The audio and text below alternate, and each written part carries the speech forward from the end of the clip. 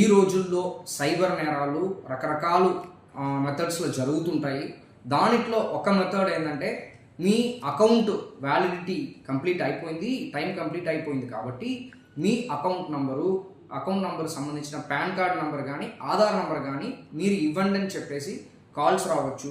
మీ OTP కానీ వెనక ఉన్న సివివి నంబర్ కానీ మీరు కావాలని చెప్పేసి కాల్ రావచ్చు, మెసేజెస్ రావచ్చు. దాన్ని చూసి మీరు భయపడకుండా, మీరు ఏ లింక్ పెట్టినా ఆ లింక్ని క్లిక్ చేయకుండా, మీకు ఎలాంటి డౌట్ ఉందన్నా మీరు ఇమ్మీడియట్గా పక్కన ఉన్న పోలీస్ స్టేషన్ని కానీ బ్యాంక్ని కానీ వెళ్ళి మీరు ఆ డౌట్ని క్లారిటీ తెచ్చుకోండి. అలాంటి ఎవరు కూడా మీ అకౌంట్ని బ్లాక్ చేయలేరు.